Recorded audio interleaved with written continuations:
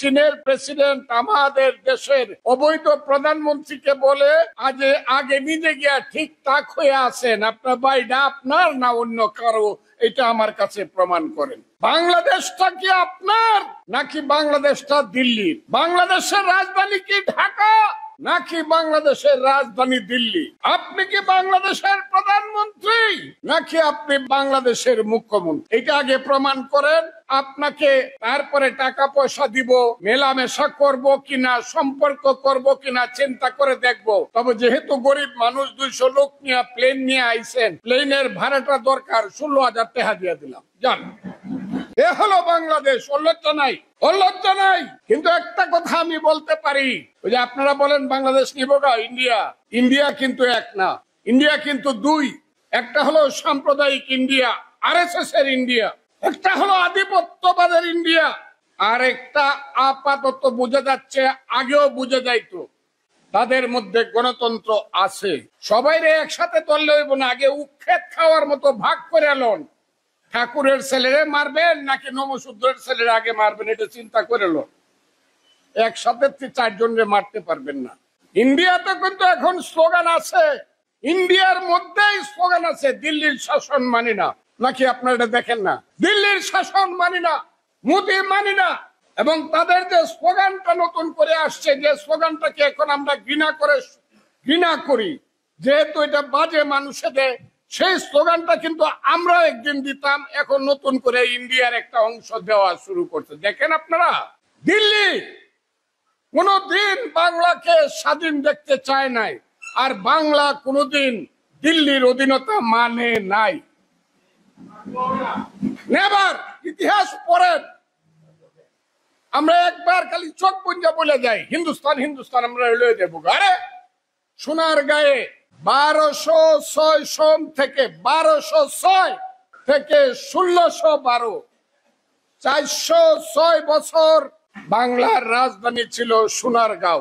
একদিনের জন্য দিল্লিকে ট্যাক্স দেয় নাই। 400 বছর বাঙালি স্বাধীন ছিল।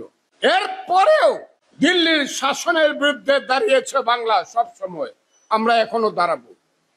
কিন্তু বুঝা শুনি না কামরা কর, আমরা দাঁড়াবো।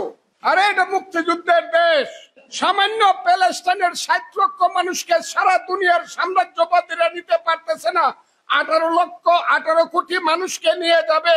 আমি এদেরকে কাঁচকলা দেখাই, মোদি দেশ নিতে পারবে না, হাসিনারা গোলামি করতে পারবে, কিন্তু বাংলাদেশের মানুষ স্বাধীনতার জন্য যুদ্ধ করবে। এত সোজা না তো, কেন এত ভয় পাচ্ছি আমরা? কিন্তু আমরা কি করছি, আমরা কি করতেছি? আমরা সাপ লুডু খেলতেছি। ওই যে যার মুক্তি চান আমাদের দেশ নেত্রী বেগম খালেদা জিয়া, আমি তো মনে করি ভারত উপমহাদেশে, শুধু বাংলায় না, একবারে পাকিস্তান সহ, আমি বললাম এই 160 কোটি মানুষের দেশে জাতীয় নেতা হিসাবে সরকারে অথবা বিরোধী দলে সবচেয়ে জনপ্রিয় ব্যক্তির নাম হলো বেগম খালেদা জিয়া।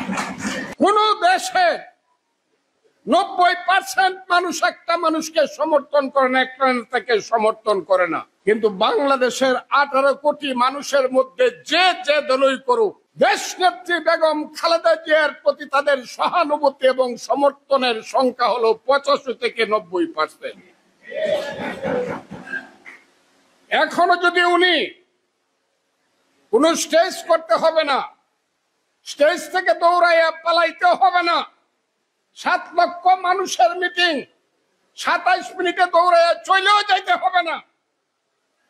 উনি যদি শুধু আইসা এই টেবিলের মধ্যে দাঁড়ায় খালি বাম হাতটা উঁচা করে, উনার বাম হাতটা হলো হাসিনা সরকারের চেয়ে 10 গুণ শক্তিশালী, যদি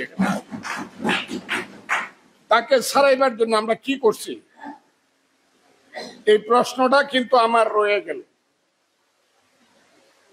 তাকে সারাইবার জন্য আমরা কি করছি? তার শরীর সুস্থ থাকার জন্য প্রত্যেকদিন মিলাদ শরীফ পড়ি, এটা ঠিক আছে, কিন্তু রাজনৈতিক আন্দোলন আর মিলাদ শরীফ পড়া এক জিনিস না।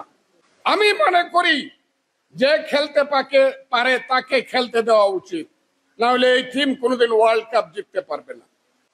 আমি 60 বছর যাবৎ রাজনীতি করি।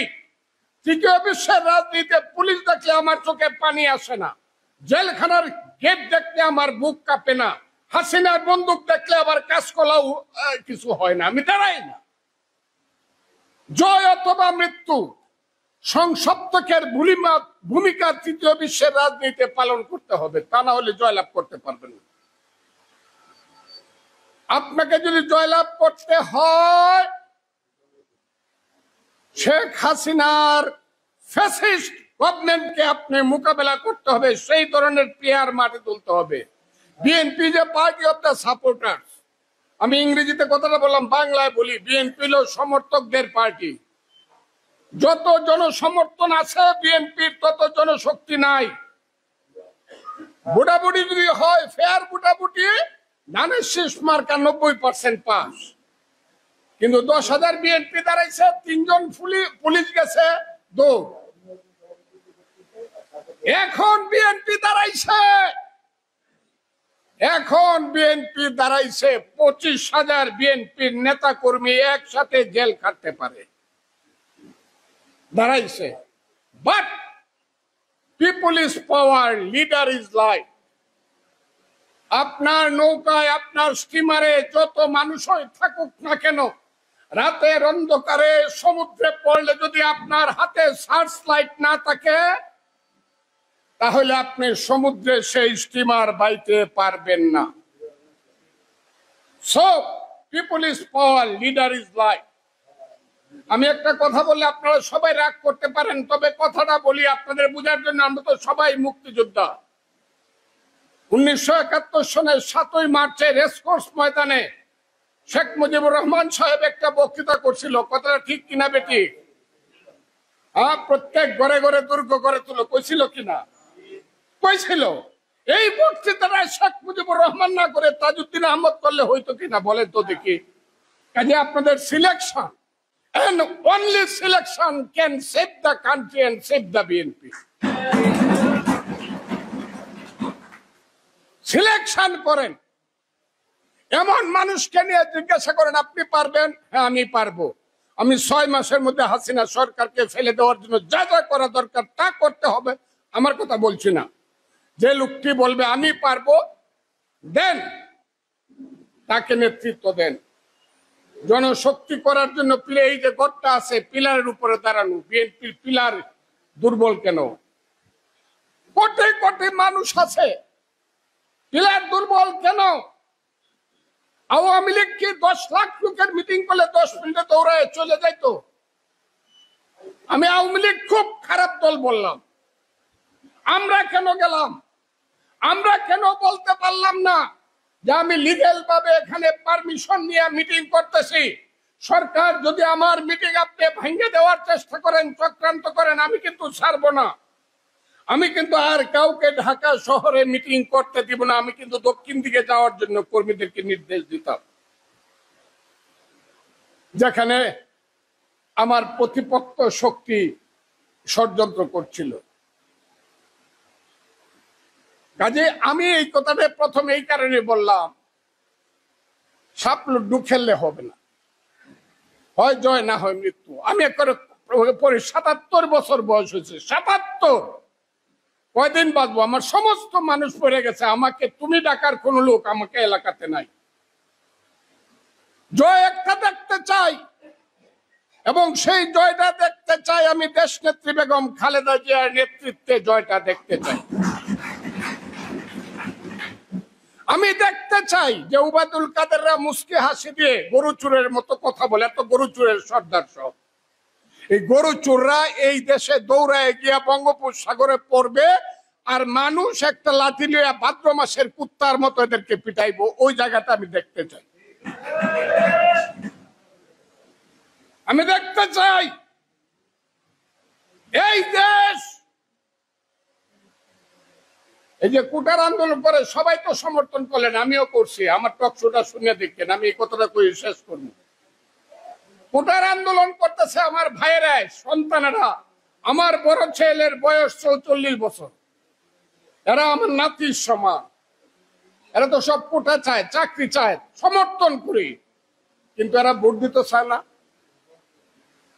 যে ছেলেটি বয়স 28 বছর আন্দোলন করতেছে, 14 সনে তার বয়স ছিল 18 বছর, সে তো ভোট দিতে পারে নাই। 18 সনে তার বয়স ছিল 24 বছর, সে তো ভোট দিতে পারে নাই। 24 সনে তার বয়স ছিল 28 বছর, সে তো ভোট দিতে পারে নাই। এই ছেলেটি খালি চাকরি চায়, ভোট দিতে চায় না। সে শুধু তার লিগ্যাল অধিকার চায়, চাকরির ফান্ডামেন্টাল অধিকার চায় না, মৌলিক অধিকার চায় না।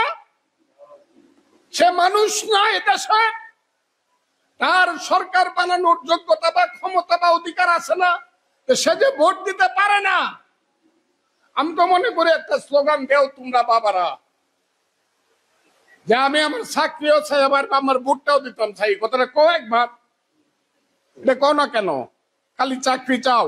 আমি তো যখন তোমার বয়সে ছিলাম, যৌবন যখন আমার ছিল, যুদ্ধে যাবার যখন আমার শ্রেষ্ঠ সময় ছিল, আমি তো স্লোগান দিয়েছিলাম ইহিয়া খানের বিরুদ্ধে, ইহিয়া খান গতি সার, গতি নয় তোর বাপ দাদার। মার সামরিক বাহিনী বেড়াকে যাও, গণতন্ত্র ফিরিয়ে দাও। আমি তো গণতন্ত্রের জন্য যুদ্ধ করেছিলাম, তুমি খালি চাকরির জন্য যুদ্ধ করো কেন? কথাটা কি আমি ভুল হইলে আমার মাফ করে। এই দেশে যে যুবকরা চাকরির জন্য যুদ্ধ না করে, যৌবন যদি এই দেশে যুদ্ধের দিকে না যায়, তাইলে এই ৭৭ বছরের, আমার মতো ৭৭ বছরের, ৭৮ বছরের বুড়া মানুষেরা আমরা যুদ্ধে যাব। আমি হাসিনা সরকারকে এখন এই মুহূর্তে উৎখাত করতে চাই। আপনি মনে করছেন বিএনপি বুঝি হাসিনারে উৎখাত না করলে সে আর উৎখাত হবে না? হবে, দুইটা ভাবে হবে, হতেই হবে। আলাল ভাই বসে থাকবে, হাফিজ ভাই ঘুমায় থাকবে, আমি ডরাইয়া দেশ ছেড়ে যাবুগা, কিন্তু তারপরেও হাসিনার পতন হবে। একটা হলো ওই যে আছে, ওই একজন আছে, এটা হলো এক। আর ২ নম্বর হইল ইতিহাসের কেলাবরম, নির্মম এবং নিষ্ঠুর। এই পরিবর্তনটা এমন ভাবে হবে, 1 মিনিটের মধ্যে এমন পতন হবে, যে পতনে আসমান জমিন মানুষ ঠিক পাবে না। হাসিনাদের এইরকম পতন হবে, সেই দিনটাও আসতেছে। আমি আপনাদেরকে অনেক কথা বললাম, আজকে শুধু আপনাদেরকে বলে যাই, ভারত বলেন, করিডোর বলেন, ভারত সাহসই পাইতো না বিএনপি বা বিরোধী দলকে না জিগায় যশোর থেকে ট্রেনটা আগরতলা নিবার সাহস পাবেন, আমি বলে দিলাম। আপনারা শুধু সোজা হয়ে দাঁড়ান, যে না, আমরা দেশের স্বাধীন দেশ, আমরাও মানুষ, আমরা যুদ্ধ করে এদের স্বাধীন করছি, করিডোর দেবা, হ্যাঁ আমি রাজি। ভারত আগরতলা পর্যন্ত যাবে যশোর থেকে বা তার কৃষ্ণনগর থেকে, আমিও তার উপর থেকে আফগানিস্তানে যাবো ট্রেন দিয়ে, হেঁটে দেও কাকে, তাইলে আমি এটা দেবো। আমি ভুটানে যাব, আমি নেপালে যাব, আন্তর্জাতিক ভাবে আমাদের মধ্যে যোগাযোগ হবে, আমি রাজি। তুমি আমার দেশে করিডোর করবা, এটা আমি রাজি না। তাই আমি বলতে চাই, ভারত যাবে না, অত সাহস ভারত যত বড় কথাই বলে না, এত সাহস নাই। কারণ ভারতের নিজেদের মধ্যে কিন্তু অনেক বড় ডিফারেন্স আছে। আজকেও ইলেকশন হয়েছে, 11টা এমএলএ সিটে ইলেকশন হয়েছে আজকে ভারতবর্ষে, 13টার মধ্যে 12টা জিতছে বিরোধীরা, 12টা। মোদি জিতছে মাত্র 1টা। আর পশ্চিমবঙ্গে 4টা এমএলএ ইলেকশন হয়েছে, সেইখানে 4টার মধ্যে 4টাই তো জিতছে তৃণমূল কংগ্রেস সরকার, সব ফেল করছে মোদি।